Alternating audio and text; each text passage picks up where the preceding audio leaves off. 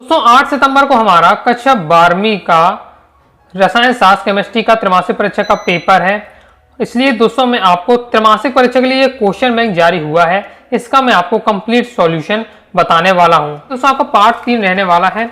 Okay, इससे पहले दोस्तों मैंने पार्ट 1 आ चुका है जिसमें विलयन और आपका विद्युत रसायन चैप्टर के आपको ऑब्जेक्टिव कवर करा दिए थे। पार्ट 2 में आपके डी एवं वेब ब्लॉक के तत्व से संयोजक रसायन के हो गए थे ऑब्जेक्टिव।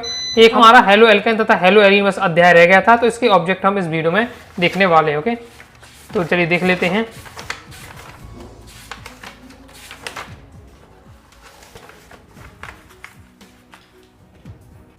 देख लेते हैं। सबसे पहले आ जाते हैं सही विकल्प हमें चुनना है। ये हमारा दिया हुआ अभिक्रिया, ये कौन सी अभिक्रिया है? तो ये दोस्तों हमारी कौन सी अभिक्रिया रहने वाली है? तो ये हमारी है फिक्लिस्टीन अभिक्रिया।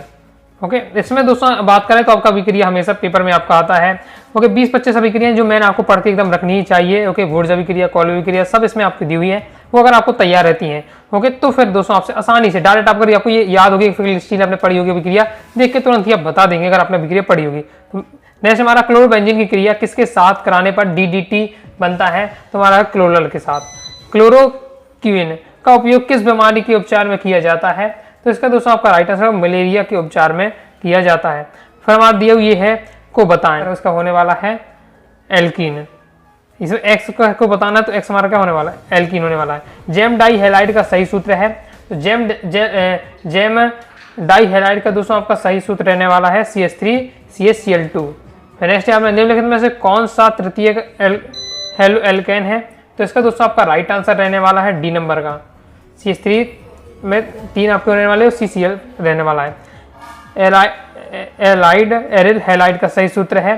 तो यहाँ दोस्तों हम देखें इसमें कोई सही सूत्र आपको देखने को नहीं मिल रहा है। ओके, इसलिए इसका थोड़ा आपको स्वयं आपको देखिएगा। ओके, नेक्स्ट देख लेते हैं, ये अभिक्रिया को कहा जाता, तो ये जो हमारी अभिक्रिया है ये कौन सी अभिक्रिया है? वुर्त्ज अभिक्रिया रहने वाली है। नेक्स्ट PP डाइक्लोरो डाइफेनिल ट्राइक्लोरोएथेन, तो इसका दोस्तों होने वाला है आपका DDT। फास्जीन गैस का सही सूत्र है, फास्जीन गैस का सही सूत्र आप होने वाला COCl2। कंप्लीट हो जाता है। इसके बाद जाते हैं देखिए स्थानों की पूर्ति कीजिए। फीडल क्रॉफ्ट एल्किलीकरण का अभिक्रिया का उत्पाद है, तो इसका दोस्तों हो जाएगा आपका alkyl benzene. Alkyl benzene. Next आपका 1 ब्रोमो 2 एथिल 4 ब्यूटिल द्वितीयक ब्यूटिल। बेंजीन का आपको सही सूत्र बताना है, कैसा सही सूत्र आपको रहने वाला है। दूसरे का दोस्तों आपका राइट है, पहले तो आपको बेंजीन बन जाएगा आपका। अब आपको यहाँ जोड़ना है, पहले 1 ब्रोमो, तो 1 ब्रोमो 2 एथिल हो जाएगा C2H5। ओके, 2 एथिल हो जाएगा। 1 2 3 4, तो 4 में आपको जो है द्वितीयक ब्यूटिल, तो आप जोड़ सकते हैं CH2CH3। तो ये आपका रहना चाहिए सही सूत्र। ओके, क्लियर है। आगे तीसरा देख लेते हैं। तीसरा है संश्लेषित हैलोजन यौगिक जैसे क्लोरोक्विनोन का उपयोग डेंटिस्ट के उपचार में किया जाता है, तो मलेरिया के उपचार में किया जाता है। तो मलेरिया के उपचार में किया जाता है। नेक्स्ट है सूक्ष्म जीवियों द्वारा उत्पादित जो कि क्लोरीन युक्त प्रतिजैविक है जो टाइफाइड के इलाज के लिए प्रभावी होता है। तो 5वें दोस्तों आपका संकर रहने वाला है, तो sp3 संकर। यहाँ दोस्तों आपको सही कर लेना थोड़ा। सूक्ष्म जीवियों द्वारा उत्पादित, इसका आपको क्लोरोमेफिमिकॉल। बहुत डिफिकल्ट क्वेश्चन है, ऐसे क्वेश्चन रहता नहीं है, देखने को मिलता है MP बोर्ड में। ओके, तो ये आपका इसमें रहने वाला sp3 संकर। नेक्स्ट है वाइनलिक हैलाइड वे यौगिक हैं जिसमें हैलोजन परमाणु कार्बन परमाणु आबंध के किस संकरित कार्बन परमाणु के सीधे आवर्तित रहता है, तो इसमें दोस्तों आपका रहेगा sp2। फिर इसका दोस्तों आपको IUPAC नाम बताना है, तो IUPAC नाम हम देख लेते हैं। आपको देखिए IUPAC नाम किस प्रकार से रहने वाला है, तो आपका देखो एक कार्बन आपका ये है, यहाँ से हम लेते हैं, दूसरा कार्बन ये रहेगा, तो एक कार्बन पर जुड़ा आपका क्लोरीन है, तो 2 क्लोरो कितने आपके एथ मैथ प्रो 3 कार्बन आपके रहने वाले हैं। ओके, क्योंकि आपका क्या CH3 डबल है आपके। ओके, तो हो जाए एथ मैथ प्रोपेन, तो 2 क्लोरोप्रोपेन। साइनाइड व नाइट्रेट में 2 नाभिक कार्य केंद्र होते हैं, उन्हें कहा जाता है, तो उन्हें हम कहा जाते हैं उभय दंती नाभिक करारी केंद्र, करागी केंद्र। आगे देख लेते हैं। जब कार्बन का विन्यास विपरीत हो जाता है तो उसे विन्यास कहा जाता है, तो उसे प्रतिलोमन कहा जाता है। हेलो एल्केन में sp3 और हेलो एरीन में संकरण पाया जाता है, sp2 संकरण पाया जाता है।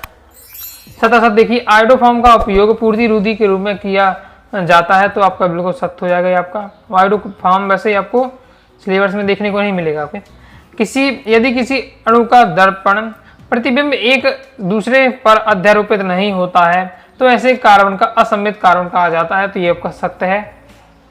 नेक्स्ट है, एक समयावधि के द्वारा उत्पन्न घूर्णन को दूसरे समयावधि से निरस्त कर देता है। इस प्रकार के मिश्रण को रैसिमिक मिश्रण तथा रैसिमिक असंस्थानांतरण कहते हैं, तो ये भी दोस्तों हमारा सत्य हो जाएगा। ऐसे वे वस्तुएं जो अपने प्रतिबिंब पर अध्यारोपित हो जाती हैं उन्हें कायरल कहते हैं, तो ये हमारा असत्य हो जाएगा। सेंटजेब के अनुसार हेलोजिनीकरण क्रिया के फलस्वरूप एल्कीन मुख्य रूप से निर्मित होता है, जिसमें द्विआबंधित कार्बन परमाणुओं पर एल्कीन समूह की संख्या अधिक होती है, तो ये दोस्तों आपका सत्य हो जाएगा। तो 5वां आपका सत्य है। फिर नेक्स्ट आपका ये रहने वाला असत्य।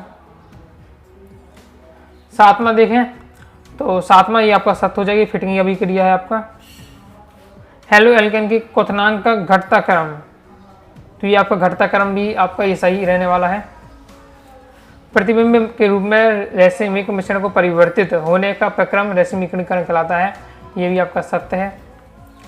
और मेथिलीन क्लोराइड का आंखों से सीधा संपर्क होने पर कॉर्निया जल जाता है, तो ये आपका सत्य हो जाएगा। तो इस बार हमारे सत्य हो जाते हैं। सही जोड़ी देख लेते हैं।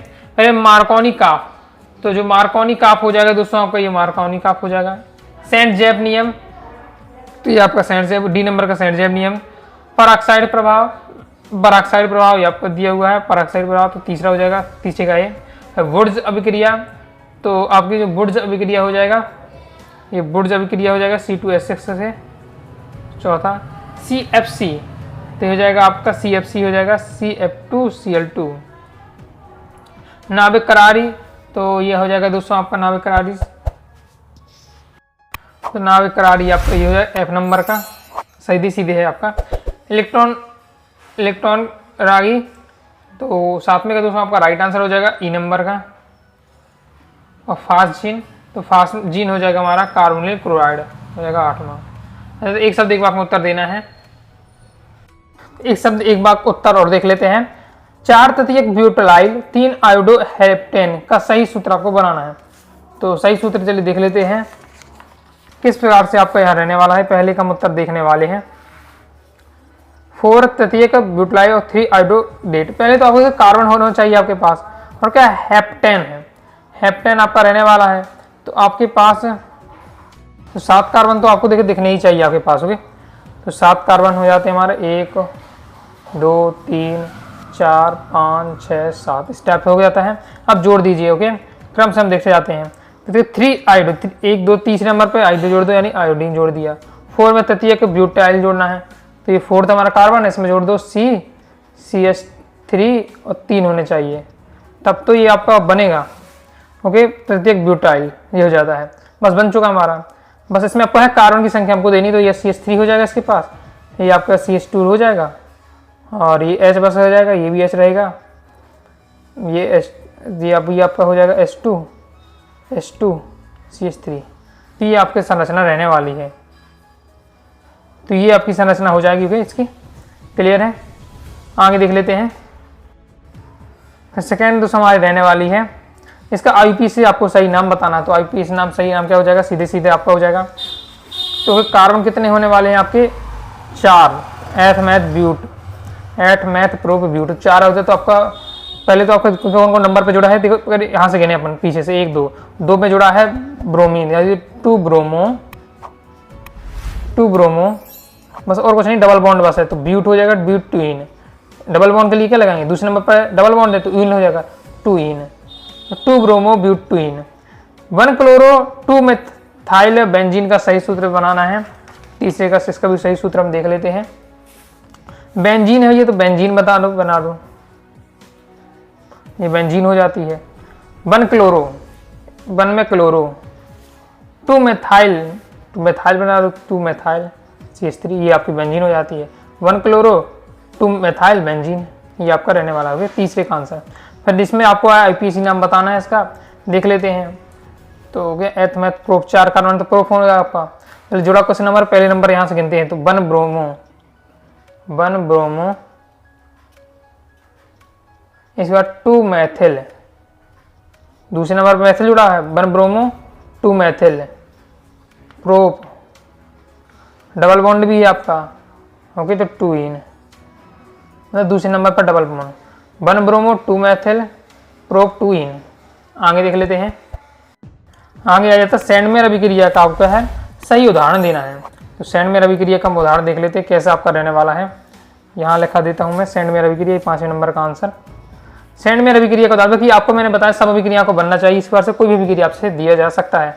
C6H5NH2 क्रिया कराते हैं NaNO2 या फिर HCl से में, तो आपका क्या मिलने वाला है C6H5Na2Cl।